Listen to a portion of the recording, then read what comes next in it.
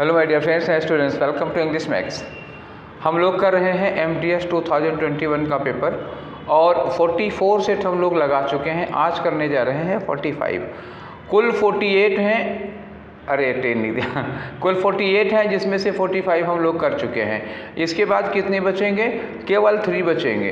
तो 25 जुलाई का कर रहा हूँ और 26 जुलाई का करना बाकी रह गया है। ये इवनिंग शिफ्ट में आ गया, मतलब 25 जुलाई का ख़त्म हो जाएगा आज। 26 जुलाई और बचेगा, उसके बाद MTS से हम लोग पा जाएंगे फुर्सत। तो PDF तो आप लोगों ने सॉल्व कर ही लिया होगा।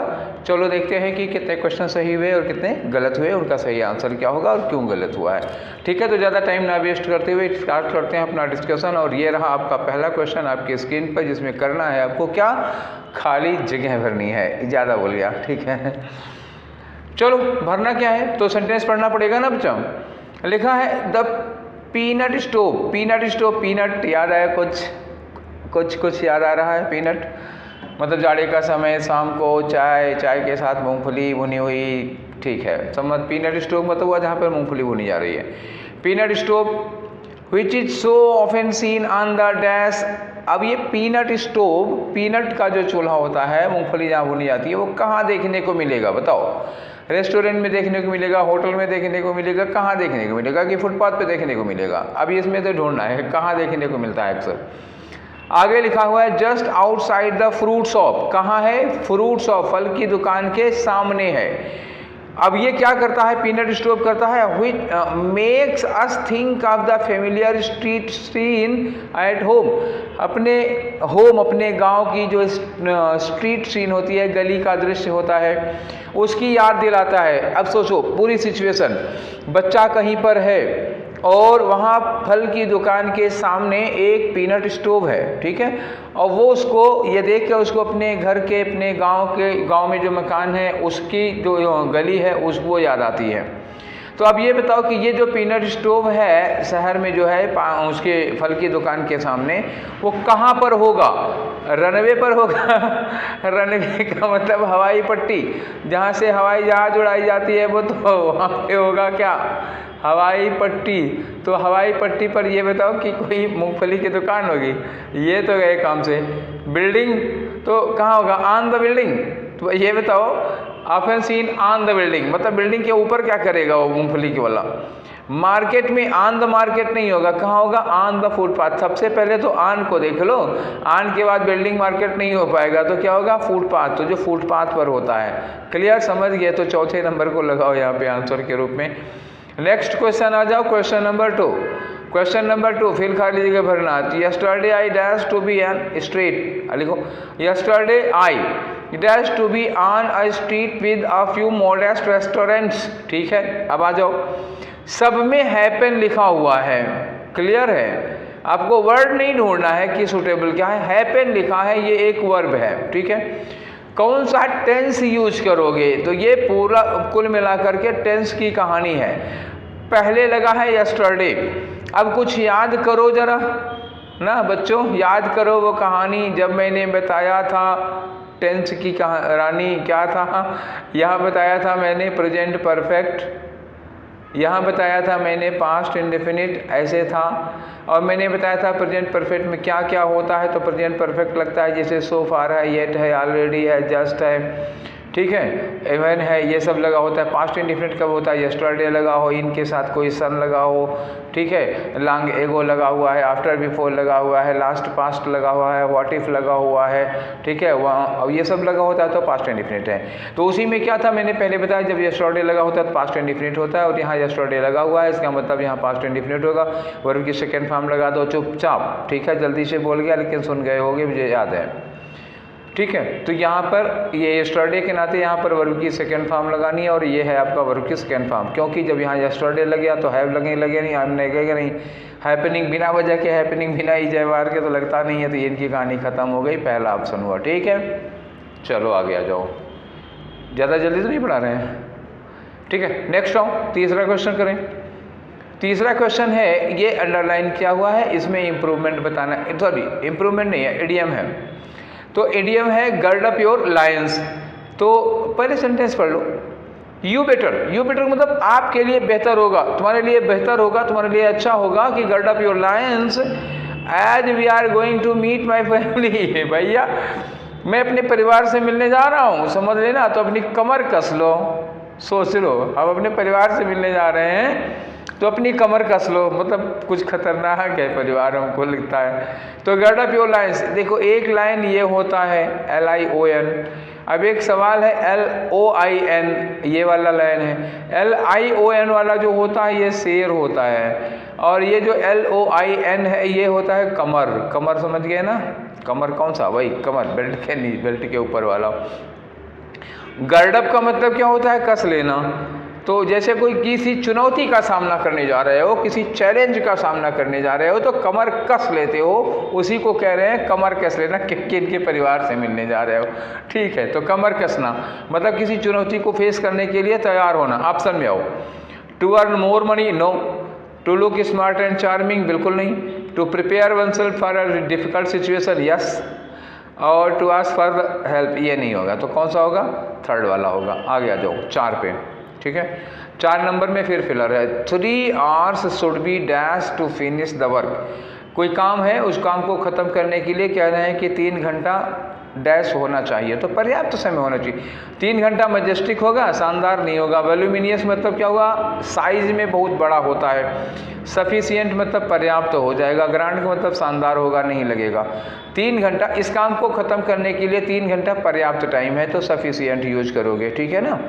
यहाँ सफिशिएंट सुटेबल है। वॉल्यूमिनियस क्या होता है, साइज में यूज़ किया जाता है, नहीं यार ये समय के लिए नहीं है। और ग्रांड मतलब शानदार होता है, यहाँ पर 3 घंटा बहुत शानदार है काम खत्म करने के लिए, नहीं पर्याप्त है, सफिशिएंट यूज करो, ठीक है। तो 4 नंबर हो गया। अब आते हैं हम लोग 5 नंबर पे, ठीक है। तो 5 नंबर का क्वेश्चन फिर से फिलर, बहुत फिलर दे रहे हैं। अच्छा चलो, I walked out dash I wanted to breathe some fresh air, तो थोड़ी फ्रेश एयर में सांस लेना चाहते थे, ताज़ी हवा में सांस लेना चाहते थे, इसलिए वॉकड आउट डैश। तो आगे लिखा आई वॉकड आउट में बाहर निकल आया, आगे लिखा है फ्रेश एयर में सांस लेना चाहते थे, तो ये फ्रेश एयर में सांस लेना क्या होगा, आपका कारण होगा, ठीक है। रीजन बता रहे हो बाहर हम क्यों निकले, रीजन बताने के लिए क्या यूज करोगे, बिकॉज लगाओगे, लगा लो, ठीक है। आप और क्लियर करना चाहते हो तो चलो मैं बता देता हूँ। I walked out but I wanted to breathe fresh, नहीं। I wanted that I wanted to, I walked out that I wanted to breathe some fresh air, बिल्कुल नहीं। I walked out because I wanted to breathe fresh air, बिल्कुल सही, यही होगा। I walked out yet I wanted to, बिल्कुल नहीं होगा, तो ये बिकॉज वाला होगा, 3 वाला आंसर होगा, ठीक है। ये तो सबका सही ही रहा होगा यार, हमको बताने की ज़रूरत भी क्या थी। चलो आ जाओ इम्प्रूवमेंट वाले क्वेश्चन में। ही नोज प्रेजेंट है, याद रखना, ही नोज क्या हो गया, प्रेजेंट है। How badly I wanted a baby, मतलब कितनी बुरी तरह से, बुरी तरह मतलब यार कितनी शिद्दत से, कितनी तीव्र इच्छा थी कि मतलब मुझे एक बच्चा पाने की, एक बच्चे के लिए मैं कितनी शिद्दत से अपेक्षा कर रहा था। ही नोज, अब ये बैड होगा ना, how bad I wanted, how badly, manner है ना, बुरी तरह से, तो होना चाहिए बैडली, ना कि बैड, हाउ बैडली, ये होगा पहला वाला, ठीक है। आगे आ जाओ, 7 हो गया, नहीं 6 हो गया, 7 पे आ जाओ। तो ये रहा 7 में क्या करना है जी, कुछ दिख नहीं रहा है, कंटेंट एरर करना है, एरर निकालो। लिखा है द थिन वायर, एक बहुत पतला सा तार है, that giving of light is called a filament, पतला सा तार जो लाइट देता है उसको हम लोग फिलामेंट कहते हैं। बल्ब देखा है आप लोगों ने, देखा होगा, अब आने वाली पीढ़ी के बच्चे बल्ब नहीं देखे होंगे, फिलामेंट देखा होगा, जो पीला पीला बल्ब होता था ऐसे, तो इसमें ऐसे फिलामेंट लगा होता था जो जला करता था, बहुत पतले तार का, टंगस्टन का होता था, फिलामेंट भी गर्म होता था। तो अब ये बताओ, आ जाओ जरा इसकी ग्रामर चेक कर लेते हैं कि द थिन वायर, वो पतला तार जो कि गिविंग ऑफ, अरे यार ऐसे कैसे वर्ब की आईएनजी फॉर्म लगा दोगे दैट के बाद, जो देता है, जो लाइट देता है, तो उसको हम कहेंगे प्रेजेंट में क्या कहेंगे, गिव्स अप, इसको क्या कहोगे, गिव्स, जो लाइट देता है भैया, प्रेजेंट इंडेफिनिट में होगा क्योंकि ये फिजिक्स का रूल है, ठीक है। तो गिव्स लगाना चाहिए, तो गलती किस में हो गई, गिविंग कहाँ गया, ये गया, ठीक है। तो पहला वाला आंसर हो गया। आगे आ जाओ, 8 में आओ। 8 में क्या है भैया, साइनोनिम है। साइनोनिम किसका है, एनकरेज का है। लिखा है many celebrities encourage young children to aspire for greatness. बहुत सारे सेलिब्रिटीज एनकरेज करते हैं छोटे बच्चों को टू एस्पायर फॉर ग्रेटनेस की वो महान बने। तो एस्पायर, ये एनकरेज का मतलब प्रेरणा देते हैं, उनको प्रोत्साहित करते हैं। प्रेरणा देने का साइनोनियम क्या होगा? डोंट। अब डोंट का मतलब क्या होगा भैया? डोंट का मतलब जानते क्या होता है? डोंट का मतलब होता है अपने बस में कर लेना। अरे यार ये नहीं लगेगा, तो क्या होगा? स्टिमुलेट। स्टिमुलेट का मतलब क्या होता है? प्रेरित करते हैं, उनको स्टिमुलेट करते हैं, प्रेरित करते हैं, ये हो सकता है। अंडरमाइन, अंडरमाइन का मतलब होता है कम करके आंकना, अंडररेट करना, अंडरमाइन करना, उनको कम मतलब डिवेल्युएट करके देखना, ये भी नहीं लगेगा। और अबेट, अबेट का मतलब क्या होता है? शांत करना, पैसिफाई करना। देखो देखो दो अबेट होते हैं, ध्यान देना। एक ABET होता है, एक ABATE होता है। सोचना, ई वाला ABET जो होता है ना अबेट, इसका मतलब होता है ना उकसाना, भड़काना। दो लोग मतलब तू में कर रहे हैं, काला रोलर पकड़ लिए हैं, गाली गलौज चल रही है, तेरी मेरी हो रही है, एक आदमी पीछे चलते कहता मर मर मर, तो वो क्या कर रहा है? ये अबेट कर रहा है। या कोई कह रहा है कि मैं होता तुम्हारी जगह पे तो हाथ पैर तोड़ देता, बस वो आ गया जोश, ठीक है। और ये अबेट जो होता है ना, अबेट क्या होगा? ABATE उसी का उल्टा है। दो लोग लड़ रहे हैं, एक आदमी आता कहता है अरे यार काहे झगड़ा कर रहे हो, काहे लड़ाई कर रहे हो बिना फालतू में। ये अबेट शांत करना, ये अबेट उकसाना हो गया। फिलहाल यहाँ हमारा आंसर क्या होगा ये बताओ? यहाँ आंसर होगा स्टिमुलेट करना, ठीक है। इनकरेज कर रहे हैं बच्चों को तो स्टिमुलेट करना हो गया, ठीक है। आगे आ जाओ, बातें हो गई बहुत। क्वेश्चन नंबर 9 में करेक्टली स्पेल्ड वर्ड, तो सही स्पेलिंग किसकी है इसमें से? लाइवलीहुड तो गलत हो गया। लाइवलीहुड में क्या होता है? LIVELI होगा, LI होगा, ठीक है ना। तो अब होता है वेरिटेबल। वेरिटेबल में सिंगल टी होता है, एक VERITABLE, वेरिटेबल हो गया। पर्पजफुली में क्या होगा? PURPOSE, तब होगा फुली। तो ये सब तो गलत हो गए, आंसर होंगे नहीं। पेनिट्रेट, पेनिट्रेट, हाँ ये सही है स्पेलिंग। तो जो सही है, जिसकी स्पेलिंग करेक्टली स्पेल्ड पूछा है ना, तो जिसकी स्पेलिंग सही है वही हमारा सही आंसर होगा, बाकी सब गलत हो गया पर्पजफुली, ठीक है। 9 हो गया। अब आ जाओ 10 पे धीरे से। तो 10 में क्या कह रहे हैं? साइनोनियम। किसका साइनोनियम? एम्फैटिक। एम्फैटिक का मतलब क्या होता है? जोरदार। जब हम किसी चीज़ पर जोर देते हैं तो क्या कहते हैं? एम्फैटिक। तो एम्फैटिक। वाइगोरस, तो वाइगर एक दिन आया तो था यार, मुझे लगता है कल ही का वर्ड है क्या ये? वाइगर का मतलब क्या होता है? एनर्जी, जोश, ताकत। तो वाइगोरस मतलब बहुत जोरदार, तो ये ठीक तो हो गया, साइनोनियम यही तो है। एम्फैटिक का ये हो गया। रेस्ट्रेंड एक दिन और आया था, याद करो, एक दिन और आया था, 2-3 दिन पहले की बात है। संयमित रेस्ट्रेंड होता है। हेजिटेंट का मतलब फिर ये भी आ चुका है। हेजिटेंट का मतलब जो हिचकिचाता है, संकोची होता है, हेजिटेंट हो गया। और मॉडरेट का मतलब क्या होता है? मॉडरेट मतलब बीच का, ना बहुत ज़्यादा ना बहुत कम, बीच में 100 वाले हो गए। तो फिर यही वाइगोरस होगा, पहला ही आंसर होगा आपका, क्योंकि उससे अच्छा और कोई ऑप्शन मिला नहीं। Question number 11। क्वेश्चन नंबर 11 में क्या करना है? 1 वर्ड सब्स्टिट्यूशन है। An unlikely chance or occurrence, मतलब जिसकी संभावना, अनलाइकली चांस का मतलब जिसकी संभावना ना हो, ऐसा नहीं है कि जो अच्छा ना हो। अनलाइकली मतलब जिसकी संभावना नहीं होती, रेयर चांस कह सकते हो ना इसको, एक रेयर चांस हो गया, या कोई घटना होती है। Specially a piece of good luck, मतलब लेकिन ऐसा कुछ जिसमें कुछ अच्छा हो जाए, जिसमें कुछ बढ़िया हो जाए, ठीक है, तो उसको कहते हो। तो उसको हम लोग क्या कहते हैं पता है ना? फ्लूक कहते हैं।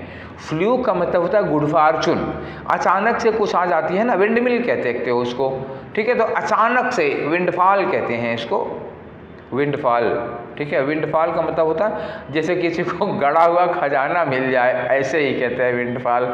तो ऐसे ही अचानक कुछ बहुत अच्छा, बहुत शुभ हो जाए, कुछ बढ़िया हो जाए, इसको जिसकी उम्मीद ना हो तुम्हें, वो होता है, उसको हम लोग फ्लू कहते हैं। और ये पॉपर, ऊपर वाला पहला वाला पॉपर का मतलब क्या होता है? दरिद्र, महाकंगाल जिसको कहते हैं। मसीह, ये क्या होता है? मसीह मतलब मसीहा, जैसे ईसा मसीह को कहा जाता है मसीहा, ठीक है। ये मास्करेट, मास्करेट मतलब मास्क, एक खेल होता है जिसमें मास्क का मुखौटा लगा करके लोग नाटक खेलते हैं, वो वाला हो गया। तो क्वेश्चन नंबर 12 में आओ। क्वेश्चन नंबर 12 में फिर से खाली जगह भरना है। I want to enrol myself for this management dash, मैं अपने आप को इस मैनेजमेंट डैश के लिए एनरोल करना चाहता हूँ, तो भैया मैनेजमेंट कोर्स होगा ना, और क्या होगा, मैनेजमेंट कॉज नहीं, मैनेजमेंट का उसका मतलब क्या हो गया, कौआ, मैनेजमेंट के कौए नहीं है, मैनेजमेंट का कोर्स होता है जी। और ये वाला कोर्स क्या होता है, खुरदरा मोटा, COARC, ये मोटा कपड़ा होता है ना, खुरदरा, जो चिकना ना हो उसको कहते हैं खुरदरा, ठीक है। तो ये वाला कोर्स नहीं लगेगा, कौन, ये थर्ड वाला कोर्स लगेगा। ये बच्चों वाला क्वेश्चन है, इसमें ज़्यादा समझाना नहीं है, आप लोग समझ गए होंगे आई थिंक।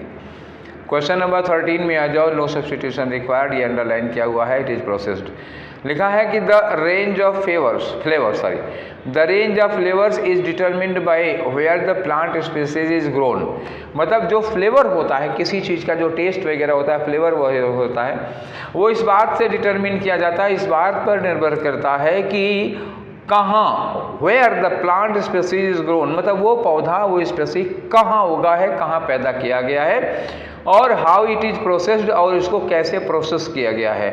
नो एरर, ठीक है, सब कुछ तो ठीक है, कैसे उसको प्रोसेस किया है। वो पौधा है, प्लांट के लिए ये प्लांट लगा, प्लांट के लिए इट लगा, इज लगा, उनकी थर्ड फॉर्म लगी, और सेंटेंस पैसिव वॉइस में एकदम करेक्ट है, तो नो इम्प्रूवमेंट रिक्वायर्ड। ठीक है, यहाँ it was processing active voice में नहीं है, पैसिव वॉइस में होगा, तो ये दोनों तो हो गए ही नहीं। ठीक है, इट वाज प्रोसेस्ड, वाज लगाओगे नहीं, क्योंकि यहाँ लिखा इज डिटरमिन्ड बाई प्रेजेंट में, और ये एक थ्योरी है, ठीक है ना, मतलब एक बॉटनी का सिद्धांत है। तो सिद्धांत कभी पास्ट में नहीं होता, ना पास्ट ना फ्यूचर। सिद्धांत जो होते हैं, थ्योरी प्रिंसिपल्स होते हैं, वो केवल प्रेजेंट इंडेफिनिट में रखे जाते हैं, हमेशा हमेशा हमेशा हमेशा। ठीक, समझिए, आगे आ जाओ। क्वेश्चन नंबर 14 ना, तो हम लोग आते हैं क्वेश्चन नंबर 14 पे। तो कौन सा है क्वेश्चन नंबर 14? ये रहा, ठीक है। इडियम बताना है आपको, क्या है, an eye opener. An eye opener का मतलब क्या होता है, कोई ऐसी घटना घट जाए जिससे तुम्हारी आंखें खुल जाएं, ठीक है। जैसे तुम किसी पर बहुत भरोसा करते हो, किसी पर बहुत विश्वास करते हो, आंख मूंद कर विश्वास करते हो, वो जो कह देता है वो मान लेते हो, और अचानक वो धोखा दे जाता है, या कभी आपको ज़रूरत पड़ती है, कुछ ऐसा काम पड़ता है जब वो आदमी ना कर देता है जिसके लिए आप रात दिन इकट्ठा किए हुए थे, ठीक है। तो उसको कहते हैं आंखें खुल गई, मतलब इस घटना से मेरी आंखें खुल गई, तो उसी को आई ओपनर कहते हैं। शॉकिंग होगा, एकदम से आप सदमे में आ जाएंगे, तो टफ डिसीजन नहीं होगा। शॉकिंग रिविलेशन, मतलब रिविलेशन मतलब कोई ऐसा राज खुला, कुछ ऐसा आपको पता चला, कुछ ऐसा रहस्य सीक्रेट पता चला। डिफ़िकल्ट टास्क और स्मॉल ओपनिंग नहीं होगी, एक शॉकिंग रिविलेशन होता है, रहस्योद्घाटन होगा ऐसा, जिसमें आप शॉक में आ जाएंगे और आपकी आंखें खुल जाएंगी, ठीक है। आ जाओ 15 पे। तो 15 में क्या है, फिर से खा लीजिएगा, आज कुछ ज़्यादा नहीं फिलर के क्वेश्चन आ गए हैं। A dash girl is missing from my colony, मेरी कॉलोनी की एक डैश गर्ल खो गई है। तो लेस गर्ल, सो गर्ल होगा नहीं, क्या होगा, अ लिटिल गर्ल होगा, फ्यू नंबर में आता है। वो कद बता रहे हैं ना, एक छोटी सी बच्ची, एक लिटिल गर्ल खो गई है। तो लेस मतलब संख्या, ये क्वांटिटी में आता है ना, देखो फिर मैं समझा देता हूँ, वैसे आप लोगों का सही होगा, आई एम श्योर। लेस मतलब क्वांटिटी में आता है और कंपैरेटिव डिग्री है। और सो, अब क्या होगा, सो गर्ल, सो के साथ कोई एडजेक्टिव यूज की जाती है, ये लगेगा नहीं। लिटिल गर्ल क्या होता है, एक छोटी सी बच्ची, एज बताने के लिए लगे, आप फ्यू नंबर में आता है, गर्ल सिंगुलर काउंटेबल नाउन, ये नहीं लगा पाओगे। तो एक छोटी सी बच्ची खो गई है, ठीक है। तो आंसर कौन सा हुआ, थर्ड वाला हो गया। अब आ जाओ क्वेश्चन नंबर 16 पर, ठीक है। तो 16 में क्या है, एंटोनियम किसका है, ऑब्सक्योर का। ऑब्सक्योर का मतलब क्या होता है, हिंदी में अगर लिख देते हैं तो अस्पष्ट होगा, ठीक है। अस्पष्ट समझ रहे हो, नॉट क्लियर, ऑब्सक्योर। तो इसमें आ सकता है इम्प्लिसिट, इम्प्लिसिट हो गया। वेज हो सकता है, VAGUE हो सकता है, और हो सकता है इसमें एम्बिगुअस हो सकता है, AMBIGUOU, एम्बिगुअस हो सकता है, जो चीज़ स्पष्ट ना हो, क्लियर ना हो, ठीक है। अब अस्पष्ट है, तो अब जाओ इसका उल्टा आ जाओ, स्पष्ट में आ जाओ। तो स्पष्ट में क्या क्या आता है, अब देखो वो अस्पष्ट था, ये हम आ गए स्पष्ट में। स्पष्ट में क्या आएगा, क्लियर आएगा, ऑब्वियस आएगा, अपारेंट आएगा, ये अपारेंट भी होता है, अपारेंट हो गया। क्लियर बता ही दिए थे, ठीक है। तो ये सारे वर्ड होते हैं क्लियर के लिए। एक एक्सप्लिसिट, उसमें इम्प्लिसिट था, इसमें एक्सप्लिसिट होगा, EXPLICIT होता है, एक्सप्लिसिट हो जाता है। देखो कोई मिलता है क्या, ये ऑब्वियस मिल गया, ठीक है, ऑब्वियस। तो ये क्या होगा, इसका ऑब्सक्योर, ऑब्सक्योर मतलब जो अस्पष्ट हो, जो धुंधला हो, उसका एंटोनियम क्या हो गया? ऑब्सक्योर, जो एकदम ऑब्वियस हो गया, जो एकदम से स्पष्ट होता है, जिसमें कोई डाउट नहीं होता। कॉम्प्लीमेंट्री क्या होता है? पूरक, ठीक है, जैसे समोसे के साथ चटनी, उसका कॉम्प्लीमेंट्री है। मूडी का मतलब मूड पे डिपेंड करेगा, डिफिकल्ट का मतलब कठिन होता है, ये तो जानते ही हो यार। आ जाओ 18 नंबर पे, क्वेश्चन नंबर नहीं 17 होगा। 17 में क्या है? करेक्टली स्पेल्ड वर्ड बताओ। इसमें किसकी स्पेलिंग सही लिखी हुई है बताओ? प्रोपेंसिटी की, कॉन्स्टिट्यूएंसी की, डेमोलिश की या पैट्रनाइज की? आप लोग देख के बताओ हमें तब तक किसकी स्पेलिंग सही है। नीचे से करूं? पैट्रनाइज, तो पैट्रनाइज में PATRON पैट्रन होता है, TRON होगा, पैटर्न होगा, उसके बाद IZE पैट्रनाइज होगा, तो ये गलत हो गया। डेमोलिश में क्या होगा? DEMOLISH। डेमोलिश मतलब क्या होता है? ढहाना। बुलडोजर जब चलता है तो बिल्डिंगों को गिरा देता है, वही ढहा देता है। कॉन्स्टिट्यूएंसी में क्या होगा? CONSTI हो गया। उसके बाद यहाँ आ जाओ, TUEN होगा, TUEN के बाद जो SI लिखा है वहाँ क्या हो जाएगा? CY। ये यही ध्यान रखना, CY होगा, कॉन्स्टिट्यूएंसी हो जाएगा। प्रोपेंसिटी की एकदम से सही है स्पेलिंग। इसका मतलब क्या होता है? झुकाव, किसी तरफ हमारा जो झुकाव होता है उसको कहते हैं प्रोपेंसिटी, ठीक है। तो पहली वाली ऑप्शन हो, ये वाला आंसर, उसी की स्पेलिंग सही है और सबकी गलत है। आगे आ जाए नेक्स्ट क्वेश्चन पे, क्वेश्चन आ जाओ 18 पे, ठीक है। क्वेश्चन नंबर 18 में क्या है? एरर बताओ। एरर में क्या दिया हुआ है? I initially thought of including both the mother and the child, ठीक है। शुरू में इनिशियली मैंने ये सोचा था कि दोनों को, मदर को और उस बच्चे को, दोनों को इंक्लूड कर लेंगे, but the women was reluctant. फिर आ गया रिलक्टेंट, कल बताए थे, लेकिन जो वुमेन थी वो हिचकिचा रही थी to have their pictures take, नहीं, to have their pictures taken. Have के साथ क्या करोगे? हैव टेकन होगा ना, हैव के साथ वर्ब की थर्ड फॉर्म लगेगी। क्लियर हो गया? कहाँ है ये ऑप्शन? ये टेकन गलत हो गया, तो दूसरा वाला आंसर हो गया, ठीक है। आगे बढ़े, 18 क्वेश्चन हो चुके हैं। अब आ जाओ अपने क्वेश्चन नंबर 19 पे। 19 में फिर से नो एरर है तेरे की। वी नीडिंग टू कैप्ट, आगे देखो, a close I on rising prices of fuel, गलती है, आपको निकाल देते हैं, मिल गई। वी नीडिंग, पहली बात नीडिंग गलत होगी, वी नीड होगा। देखो जरूरतों वाला जो सेंटेंस होता है ना, I need, we need, need जो होता है ना वो नॉन कंटिन्यूअस वर्ब होती है। टेंस मैंने आप लोगों को पढ़ाया है, पढ़ा भी होगा, लास्ट में चले जाना, एक थंबनेल होगी, उस पर लिखा होगा जब कंटिन्यूअस नहीं यूज होता, मतलब कब कंटिन्यूअस टेंस यूज नहीं होता, तो उसमें बताया था नीड है, ठीक है, नीड है, रिक्वायर है, तो इस तरह की इमोशन है, फीलिंग है, पोजीशन है, इस तरह की जो चीज़ें होती हैं, नीड और रिक्वायरमेंट होती है, विश है, होप है, इस तरह की जो चीज़ें होती हैं वो कंटिन्यूअस में नहीं होती, उसमें ढेर सारा बताया है, देख लो पता चल जाएगा। तो वी नीडिंग नहीं, वी नीड होगा, और उसके बाद टू कैप्ट होगा। क्या मैंने अभी तो कल परसों में ही बताया था कि भैया टू के साथ की फर्स्ट फॉर्म लगती है, तो टू कैप्ट नहीं होगा, टू कीप होगा। देखो ये क्वेश्चन एरर का है, मैं जानता हूँ, लेकिन एरर बताने के साथ अगर हम ये बता देते हैं कि इसकी जगह पर क्या होना चाहिए तो डबल फायदे हो जाते हैं कि नहीं हो जाते हैं, ठीक है। तो आंसर कौन सा हुआ? पहला वाला गलत हो, ये आपका आंसर हो गया। आगे बढ़े क्या? क्वेश्चन नंबर 20 पे आते हैं। 19 हो गया, क्वेश्चन नंबर 20 में ये खाली जगह भरो। लिखा है फार्मर्स आर अर्ज्ड, अर्ज मतलब क्या होता है? Request. Farmers are requested to dash to good agricultural practices. तो फार्मर्स से ये रिक्वेस्ट की जाती है, farmers are requested to dash good agricultural practices, कि वो खेती से रिलेटेड अच्छी चीज़ें, अच्छी प्रैक्टिसेस को डैश करें in the disposal and spreading of agricultural waste, जैसे कि स्लरी होता है, जैसे जो ठूठ नहीं होता जो बच जाता है, जिसको वो कहते हैं रेसिड्यू, जो जलाते नहीं है कि फसल का जो नीचे वाला पोर्शन जला देते हैं, पोल्यूशन होता है। उसीलिए सरकार कह रही है कि फार्मर्स से ये रिक्वेस्ट है कि अच्छी एग्रीकल्चरल प्रैक्टिसेस को फॉलो करें। तो यहाँ पे फॉलो करने के लिए लगा ना, अच्छी एग्रीकल्चरल प्रैक्टिसेस फॉलो करें, तो अधेर होगा यही ADHERE, इसका मतलब क्या होता है? ओबे। ओबे करना मतलब क्या हुआ? फॉलो करना, कैरी आउट करना, या इसी को कैसे, हाँ फॉलो लिख लो, इसी को मतलब होता है फॉलोअर। अच्छी आदतों का पालन करें, तो पालन करने के लिए यही लगेगा। अब यहाँ करोगे तो होगा urge to disturb good agricultural practices.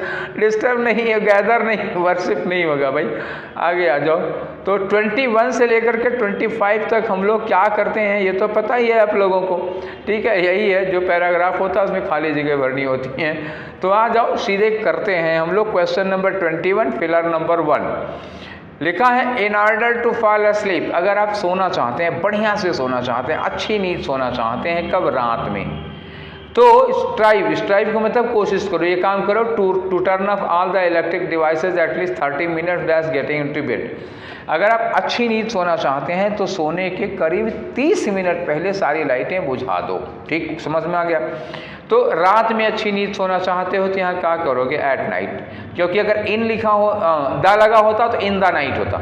Night के पहले देखो एट लगाओगे तो क्या लगाओगे? नाइट लगाओगे। ठीक, अगर द नाइट लिखा होता द नाइट तो यहाँ पे जानते क्या लगता? इन लगता। बस समझे। तो यहाँ केवल नाइट लिखा है तो एट लगेगा, ये एट लगेगा। ठीक है, आगे लिखा है कि 30 minutes dash getting into bed. तो यहाँ क्या होगा? 30 मिनट पहले, सोने के 30 मिनट पहले, यहाँ पे पहले लगाओगे। Allow your eyes to relax and take break. अब अपनी आंखों को आराम दो, ब्रेक दो from the dash of lit screen. अगर आप लिट स्क्रीन के मतलब जलती हुई स्क्रीन, अगर आप लैपटॉप देख रहे हो, मोबाइल देख रहे हो, टैबलेट देख रहे हो तो आंखों को ब्रेक दो। तो डैश ऑफ लिट स्क्रीन, जो अगर स्क्रीन ऑन होगी तो उसमें से क्या होगी? यहाँ चमक निकल रही होगी, तो चमकती हुई स्क्रीन से थोड़ी सी राहत दो आंखों को।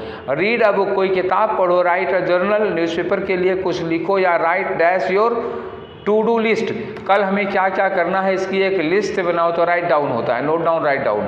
और ये डैश द डे मतलब जो कल दिन आने वाला है उसके लिए, तो यहाँ कल के लिए कोई यूज करोगे, लेकिन टुमारो नहीं लगाओगे क्योंकि यहाँ डे लगा हुआ है। तो coming day, next day, following day, ऐसा कोई वर्ड यहाँ लगेगा 5वें नंबर पर। ठीक है, चलो। तो पहला हम लोग यहाँ लगा ही चुके हैं। इस वाले में क्या होगा? फर्स्ट वाले में एट लगेगा, तो तीसरा वाला ऑप्शन हुआ ना। आगे बढ़ो। ये दूसरे वाले में क्या जाओ, यहाँ क्या लगाना है? देखो यहाँ लगा ना कि लाइट बुझा दो 30 मिनट, सोने के 30 मिनट डैश, 30 मिनट फार्मर नहीं, 30 minute before, yes 30 minute previous होता है ना, पहले की कोई घटना उठना होती है तब, यार क्रम में पहले आता है तब आता है। टाइम के लिए क्या लगाओगे? टाइम के लिए तो यही लगाओगे ना, बिफोर ही है, लेटर तो कोई मतलब ही नहीं है। ठीक है, तो दूसरे वाले फिलर में क्या आया? बिफोर लगा। अब तीसरे वाले फिलर में आ जाओ भाई। तीसरा वाला फिलर ये वाला है। ठीक है, तो मतलब चमकती जो स्क्रीन है, लिट स्क्रीन की चमक से थोड़ी देर के लिए आंखों को रिलैक्स दो। चमक के लिए क्या लगाओगे? स्टिमुलेशन मतलब प्रेरणा होती है, नहीं लगेगा। स्पार्क होता है चमक, स्पार्क चमक होगी, ये हो सकता है। इलस्ट्रेशन का मतलब क्या होता है? उदाहरण। इलस्ट्रेट करना मतलब उदाहरण देना, तो ये तो होगा ही नहीं। एनर्जी, अरे यार एनर्जी वहाँ कहाँ लगेगी? चमक लगानी है तो स्पार्क लगाओ। ठीक है, नेक्स्ट क्वेश्चन पे आ जाओ। हमारा अगला क्वेश्चन क्या है? ये नंबर 4 पे। यहाँ पे क्या लगाओगे? राइट डाउन, ये लगेगा write down your to do list. कल आपको जो काम करना है उसको नोट कर डालो। राइट डाउन करना ही तो कहते हैं उसको, नोट करने को। आ जाओ आखिरी वाले में, तो कल वाले दिन, आने वाले दिन पे। तो प्रेजेंट डे के लिए नहीं, प्रीवियस डे के लिए मतलब ये बीता हुआ कल हो जाएगा। फॉलोइंग डे, आने वाला कल हो जाएगा। प्रीसीडिंग होगा ही नहीं। ठीक है, प्रीसीडिंग जो पहले पहले आ रहा होता है ना, जो बीत गया है उसके लिए लगेगा। ठीक, क्लियर हो गया। तो ये हमारे 25 क्वेश्चन हो गए किसके? सेट नंबर 45 है ना ये, हाँ सेट नंबर 45 है। तो 45 के हो गए। अब आपके 3 सेट और बचे रह गए हैं एमटीएस के। मैंने आप लोगों से कहा था कि पूरे करा दूंगा और पूरे करा दिया। पेपर आपका बहुत दिन बाद है, अप्रैल के पहले ही मैंने कहा था ना कि हाँ अप्रैल में 15 अप्रैल लग जाएगा शायद, तो अभी ख़त्म हो जाएगा। फिर प्रैक्टिस करना इन लोगों को। हाँ, ये जो पूरे के पूरे पेपर है ना, कितने 48 पेपर है, 48 पेपर की PDF एक जगह कलेक्ट करके मैं पूरा का पूरा टेलीग्राम चैनल पे एक सेट बना करके डाल दूंगा। उसको आप फिर से एक बार लगा डालिए। एक बार अभी आपने डिस्कशन किया ना, एक बार और लगा डालिए, इस पूरे को एक बार लगा डालिए। ठीक, इसके बाद शुरू होगा CGL का सेशन। तो CGL का सेशन ऐसा नहीं है कि जो लोग MTS देने वाले हैं वो CGL का सेशन नहीं देखेंगे, नहीं करेंगे। सेम रहता है यार। सीजल वाला चलेगा तो भी देखते रहना, प्रैक्टिस कंटिन्यू होनी चाहिए, किसी भी पेपर की हो रही हो, एसएससी से रिलेटेड होनी चाहिए, ठीक है। तो फिर हम लोग मिलेंगे कल वाले सेशन में। ये सेशन आप लोगों को कैसा लगा? अच्छा लगा शेयर करो, सब्सक्राइब करो, सब्सक्राइब तो किया ही होगा यार, शेयर करो, लाइक कर दिया करो, अच्छा लगता है, ठीक है। और लोगों को शेयर करो। फिर मिलेंगे नेक्स्ट सेशन में। Till then take care, thank you.